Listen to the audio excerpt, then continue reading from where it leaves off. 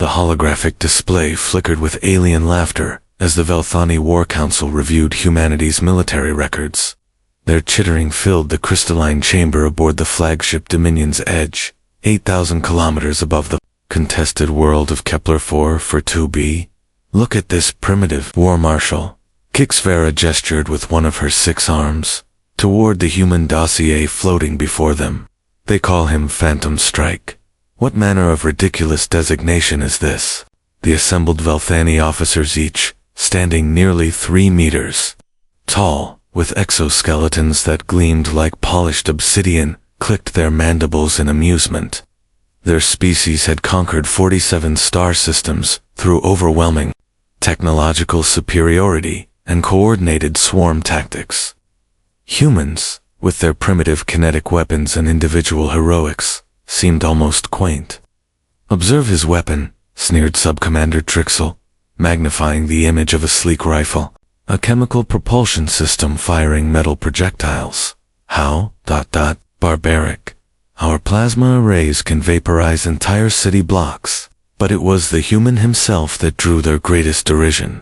Sergeant Kairos Drakemore sat motionless in his ghillie suit, positioned on a ridge overlooking the human settlement of New Geneva.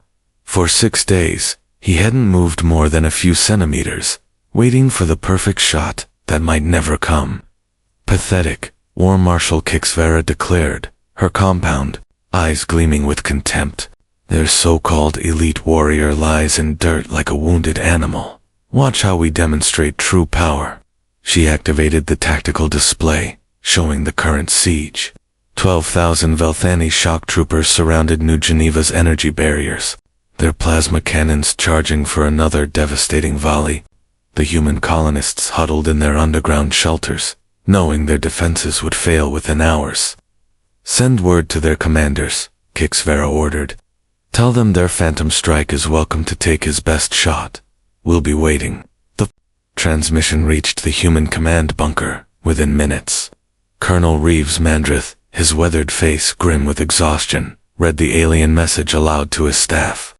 Several officers cursed in multiple languages, but Drakemore's voice crackled through the com with unsettling calm. "Message received. Command. Tell our friends I appreciate the invitation." On the ridge, Drakemore adjusted his scope's calibration for the 1,000th time.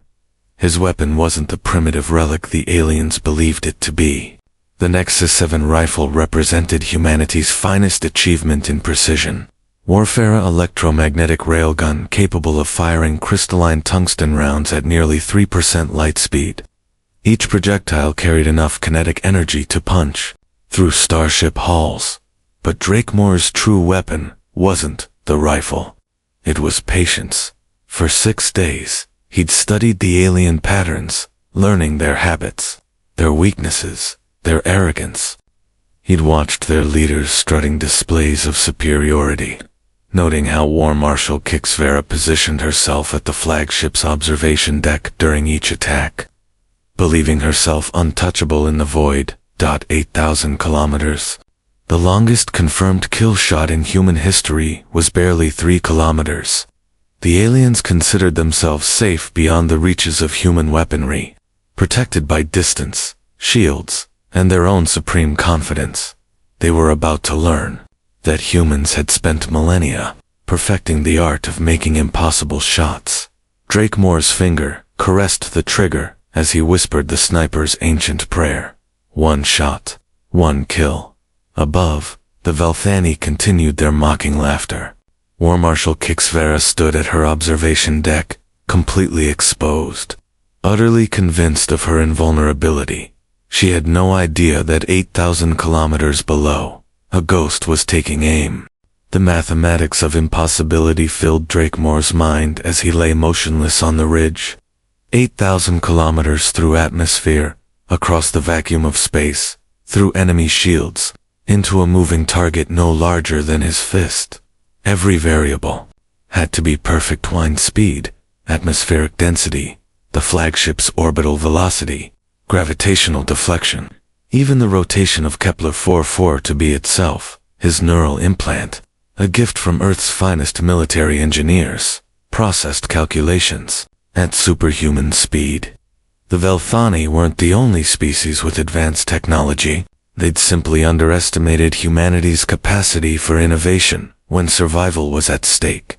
Aboard the Dominion's Edge, War Marshal Kixvera pressed her face against the observation deck's transparent aluminum, watching the systematic destruction of New Geneva's outer defenses. Her mandibles clicked with satisfaction as another plasma barrage reduced human fortifications to molten slag. "Magnificent," she hissed to her aide, Sub-Commander Trixel. "See how their barriers crumble. By dawn, we'll feast on their terror."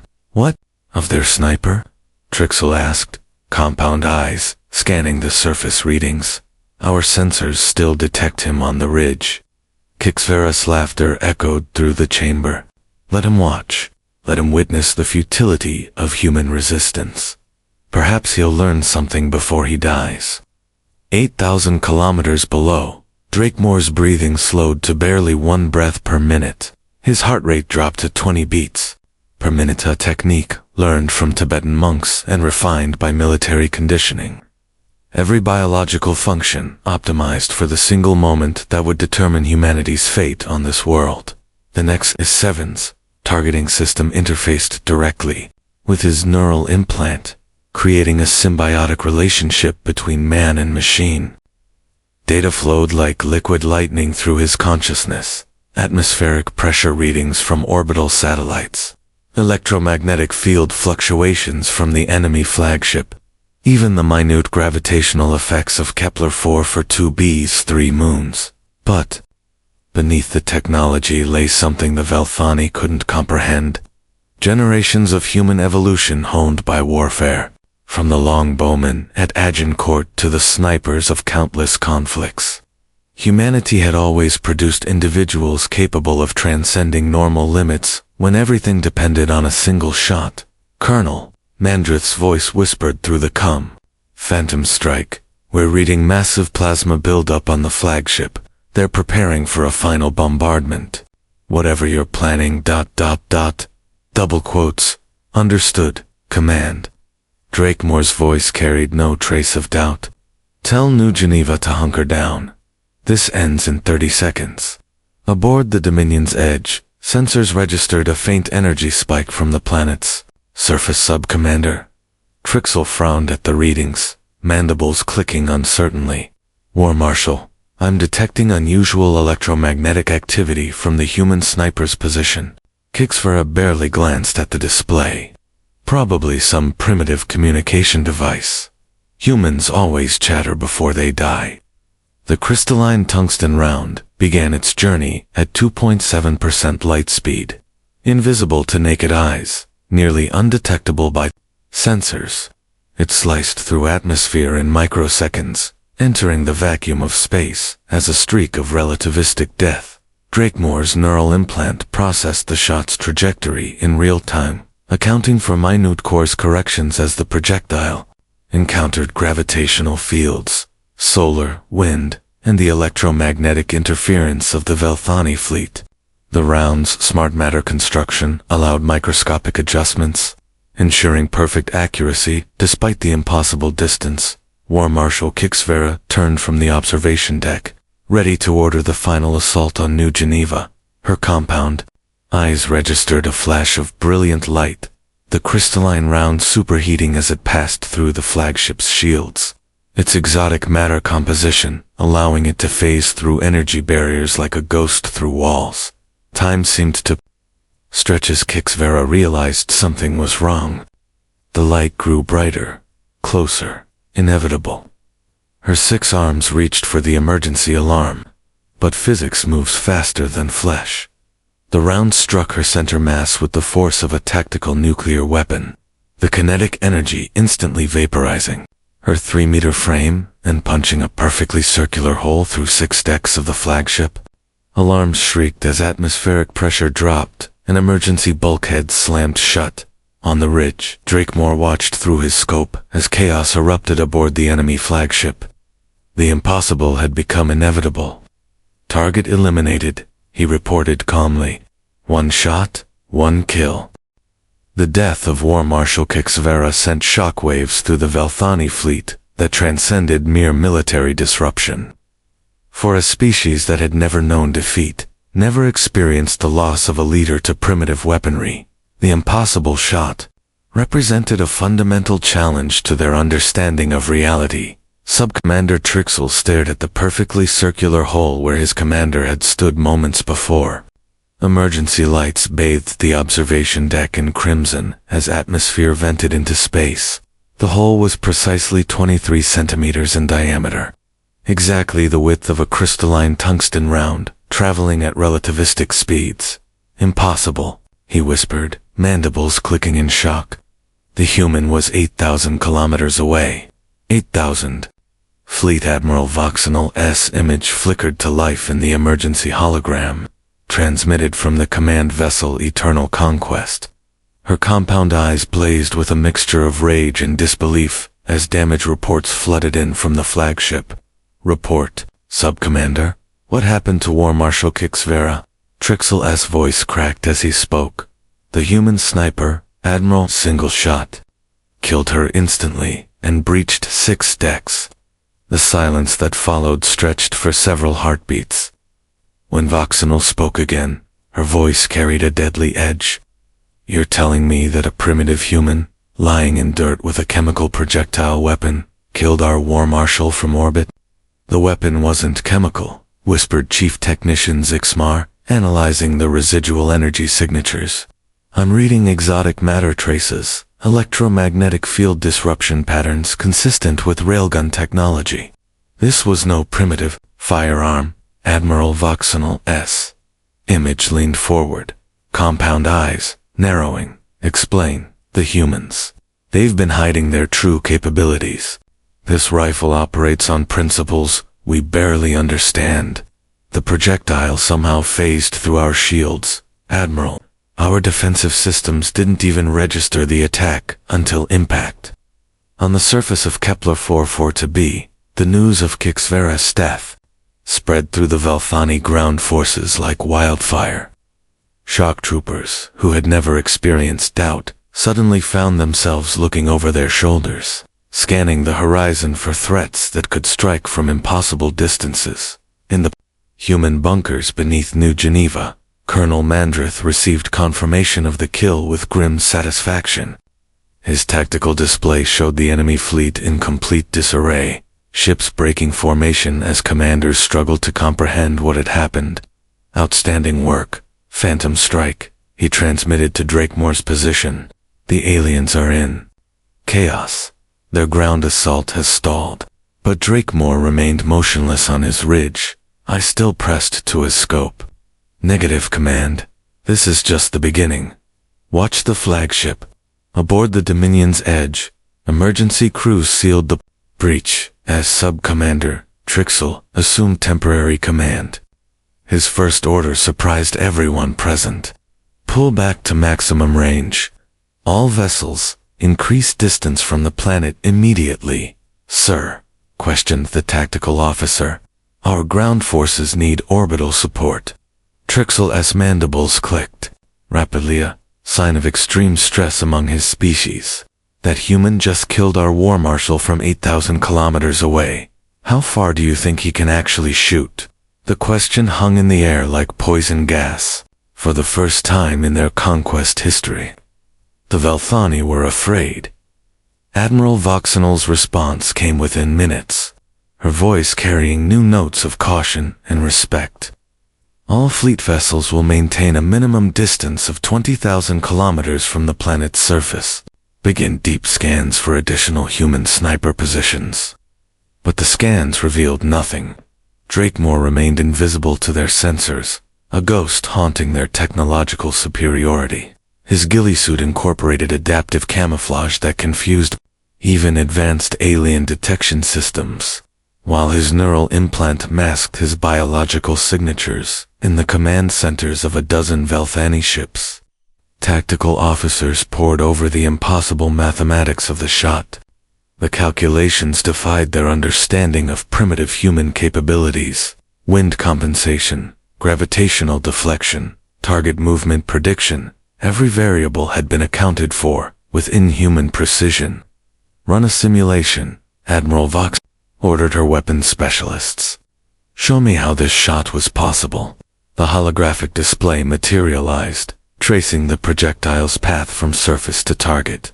The complexity was staggering: thousands of micro-corrections, gravitational slingshot, effects around orbital debris, even compensation for the electromagnetic interference of their own fleet.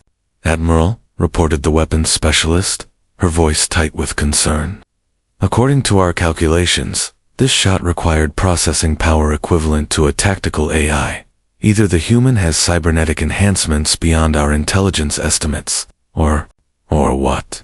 Or humanity has been deliberately concealing their true military capabilities. This isn't the work of a primitive species, Admiral. This is the work of masters." The words echoed through the fleet's communication channels, spreading doubt like a virus through Velthani ranks. For the first time in their conquest history, they faced an enemy who had made them afraid. And on the ridge below, Kairos Drakemore smiled grimly as he began calculating his next impossible shot. Fear transformed the Velthani fleet from predators into prey. Admiral Voxnell ordered her ships into defensive formations, maintaining 25,000 kilometers from Kepler-44 to B's surface, while sensor arrays swept continuously for threats that logic said couldn't exist. But logic, the Velthani were learning, held little meaning when facing humanity. "Admiral," reported Chief Intelligence Analyst Kilvex from the command vessel's scanning station, "we've detected 17 potential sniper positions across the planet's surface.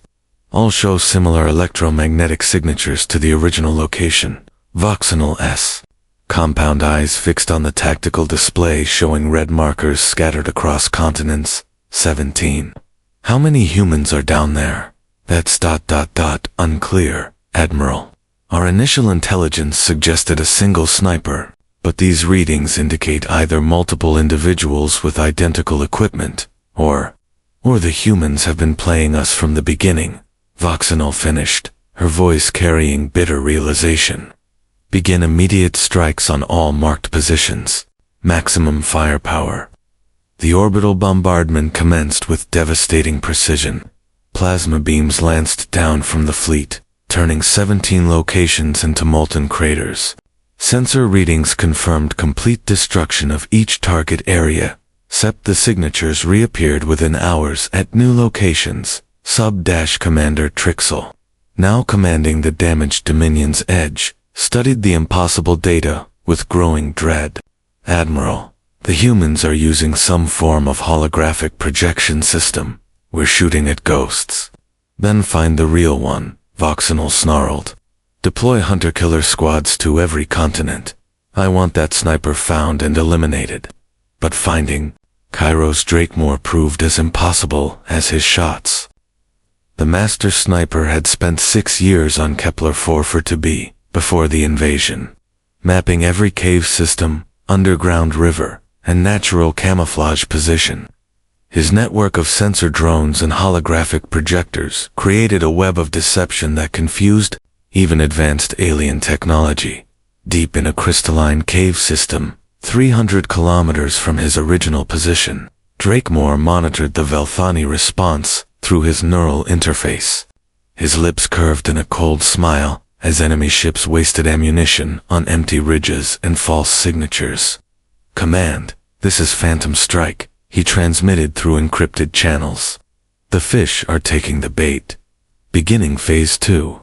Colonel Mandr." Response crackled with static from the underground bunker. "Confirmed, Phantom Strike. All human settlements are reporting Velthani ground forces pulling back to defensive positions. Your psychological warfare is working." "It's not psychological warfare, Command. It's hunting." Drakemore activated his weapons targeting system.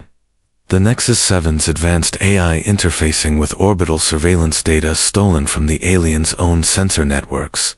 The irony was perfect, using Velthani technology to hunt Velthani commanders. His next target stood on the bridge of the heavy cruiser Iron Subjugator, positioned 32,000 kilometers above the planet. Fleet Captain Rixton believed himself safely beyond human reach, studying tactical displays while his ship's weapons recharged for another bombardment run.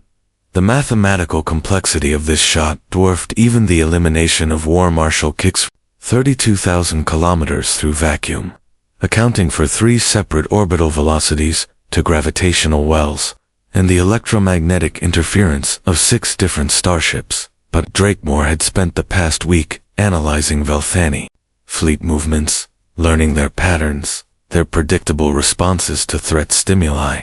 Like any predator, he understood his prey's behavior better than they understood themselves.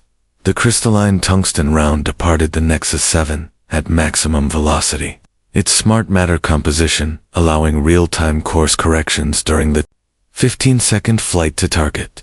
Drakemore's neural implant processed telemetry data in real time, making microscopic adjustments to ensure perfect accuracy. Aboard the Iron Subjugator, Fleet Captain Rixton was reviewing bombardment patterns when his aide, Subcommander Nixvel, noticed an unusual energy reading. "Captain, I'm detecting a gravitational anomaly approaching our position. Something moving at significant relativistic velocity." Rixton's mandibles clicked dismissively. "Probably debris from our bombardment falling back into orbit. Continue. Bombardment preparations." "Sir, the object's trajectory suggests it originated from the planet's surface, specifically from the human-controlled regions." For the first time, Rixton looked up from his displays. "That's impossible. Nothing can reach us at this range." The round struck the Iron Subjugator's bridge with the force of divine retribution. Unlike the flagship's civilian-grade observation deck, the cruiser's military bridge was heavily armored. The tungsten projectile punched through 3 meters of battleship armor, vaporized Fleet Captain Rixton, and continued through 2 more decks before finally detonating in the ship's secondary reactor core. The explosion lit up space like a brief star as the Iron Subjugator broke apart, its death throes visible to every ship in the fleet. Emergency beacons screamed across all frequencies as escape pods scattered from the dying vessel. Admiral Voxanel watched the destruction from her flagship's command center, compound eyes wide with shock and growing fear. To senior commanders, eliminated by impossible shots. Her technological superiority meant nothing against an enemy who could kill from distances that should have been safe. "All vessels," she broadcast on fleet-wide channels, "retreat to 50,000 kilometers. Maximum alert status. The humans have capabilities we've severely underestimated." In his crystal cave, Drakemore reloaded the Nexus 7 and began calculating his 3rd shot. The hunt was just beginning, and the Velthani were learning that some prey were actually predators in disguise. The ghost of Kepler 44-B was teaching an ancient lesson: never mock a human with a rifle. 50,000 kilometers from Kepler 44-B. The Velthani fleet huddled in defensive formations, like frightened animals. Admiral Voxanel paced the command bridge of the Eternal Conquest, her 6 arms gesturing frantically as she tried to comprehend the impossible. 2 confirmed kills from impossible ranges, she muttered, compound eyes fixed on the tactical display. "Show me the ballistics analysis again." Chief Weapons Officer Zarkax activated the holographic reconstruction, displaying the trajectory of both shots. The mathematical complexity was staggering: thousands of microcalculations, gravitational compensations, and real-time course corrections that should have required a shipboard AI to execute. "Admiral, our best computers can barely model these shots, let alone execute them. The human sniper is operating beyond theoretical limits of organic capability." "Then he's not purely organic," Voxanel concluded grimly.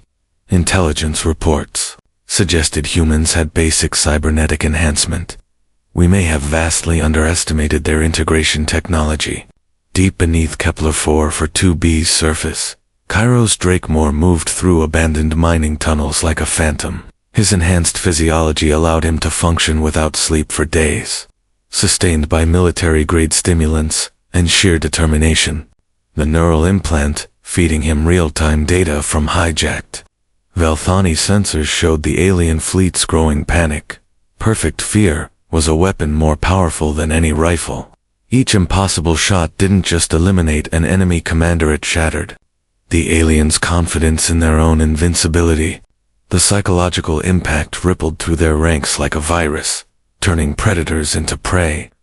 "Command, this is Phantom Strike," he transmitted from his new position in the northern polar region. "Updating position for next engagement." "Colonel," Mandrith's voice carried newfound hope. "Outstanding work, Phantom Strike. Velthani ground forces are abandoning forward positions across 3 continents. Your campaign is breaking their operational cohesion." "Negative, Command. I'm breaking their spirit." Drakemore emerged from the tunnel system onto a crystalline plateau that offered perfect sightlines to orbital space. The Nexus 7 required 6 hours of calibration for his next target. Admiral Voxenal herself, commanding from the bridge of her flagship at extreme range, 50-7,000 kilometers.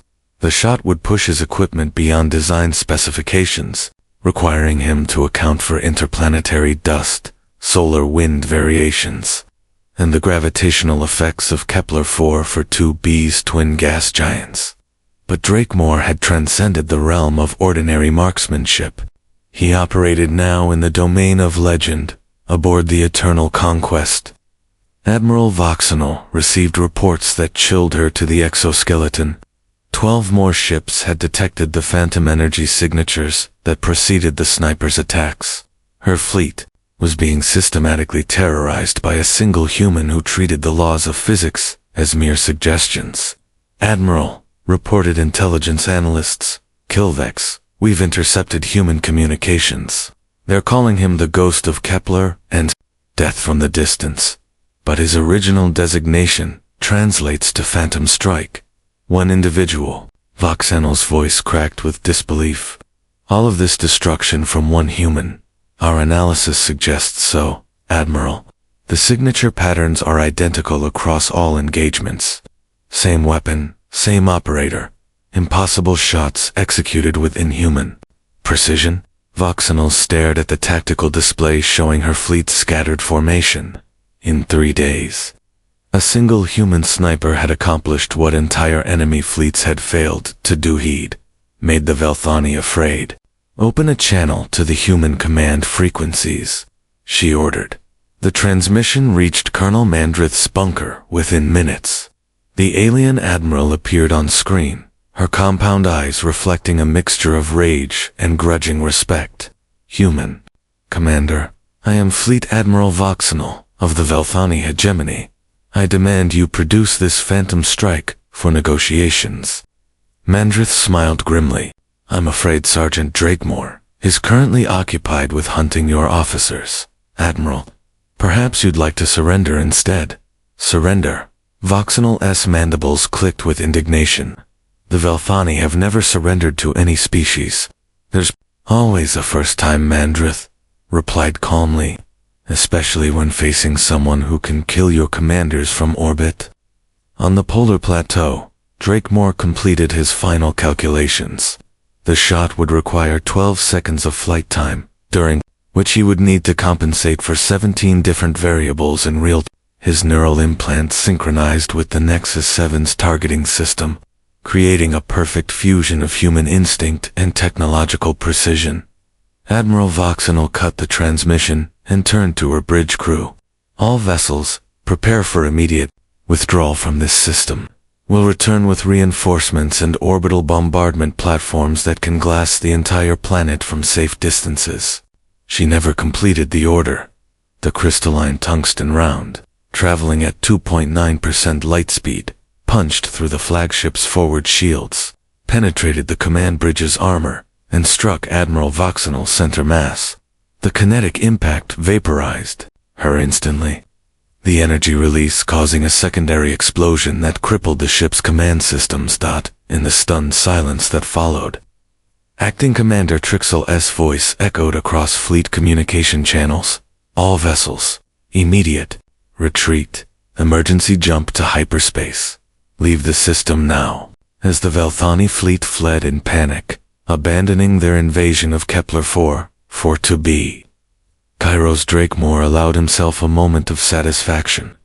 He'd proven that sometimes, in the vast darkness of space, all it took was one ghost with a rifle to turn the tide of war. The legend of Phantom Strike had begun. The remnants of the Velthani fleet limped through hyperspace, carrying with them a terror that would reshape the galaxy's understanding of human capabilities. Acting Commander Trixel, now the highest-ranking survivor, sat in the emergency command center of his crippled flagship, staring at casualty reports that defied comprehension. 3 fleet commanders eliminated by impossible shots. The iron subjugator destroyed by a single projectile from 57,000 kilometers away. The psychological impact on his remaining forces was complete hardened warriors who had conquered dozens of worlds. Now, jumped at sensor shadows and refused to approach human-controlled systems. Commander, reported Chief Intelligence Analyst Kilvex, her voice hollow with shock, I've completed the ballistics analysis of all 3 kills. The mathematics are unprecedented. Trixel's compound eyes focused on the holographic display, showing trajectory calculations that required quantum computers to model accurately. Show me. Each shot demonstrated perfect compensation for gravitational fields, electromagnetic interference, atmospheric density variations, target movement prediction, and relativistic effects. The level of calculation required exceeds our understanding of biological neural capacity. Then the human isn't biological, Trixel concluded. Grimly, he's something else. Something we've never encountered. The truth was both simpler and more terrifying. In the depths of Kepler-4 to be, Kairos Drakemore was entirely human, but a human pushed beyond normal limitations by necessity, technology, and an indomitable will to protect his species. His neural implant merely amplified capabilities that had always existed within him, refined by years of training and an almost supernatural understanding of trajectory physics. News of the Velthani defeat spread through human space like wildfire. Colonial settlements that had lived in terror of alien invasion suddenly found hope in the legend of Phantom Strike.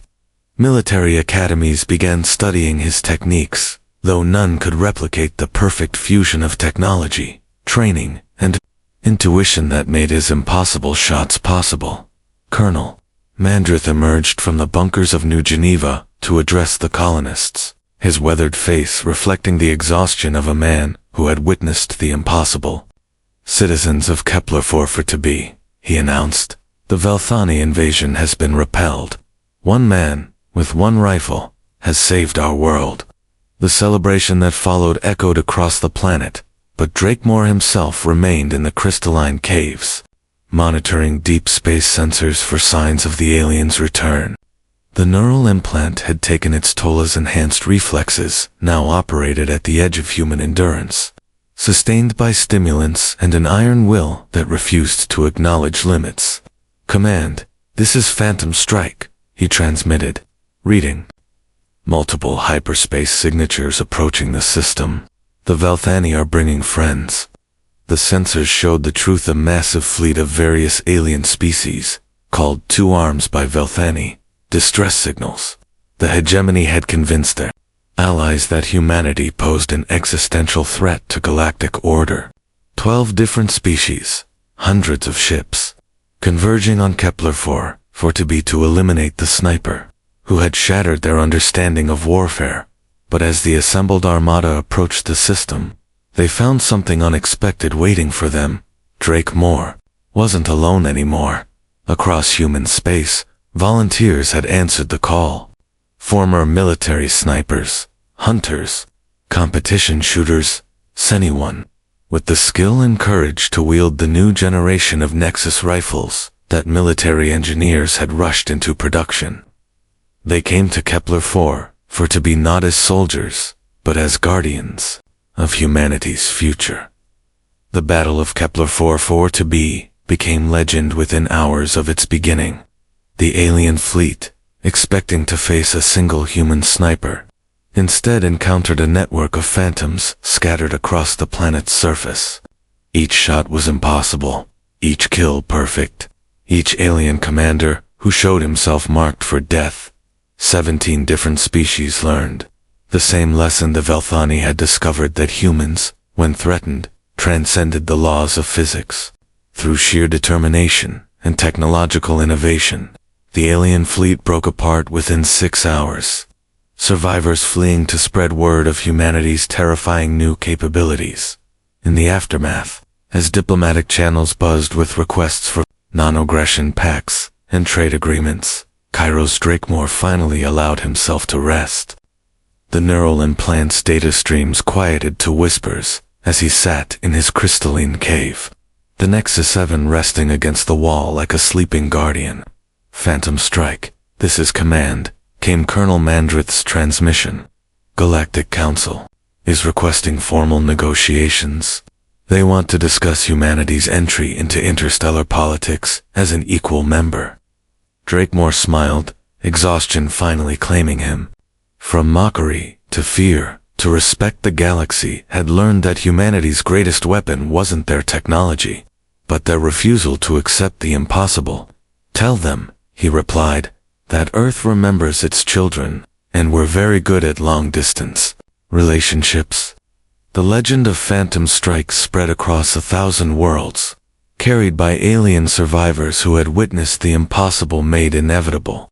In war colleges and tactical academies, his name became synonymous with the moment humanity announced itself to the galaxy not as victims, but as apex predators disguised as prey, and in the depths of space, on worlds where humans had never set foot, alien children learned a new bedtime story about the ghost who could kill from orbit, and why you never, ever mock a human with a rifle. The age of human expansion had begun, one impossible shot at a time.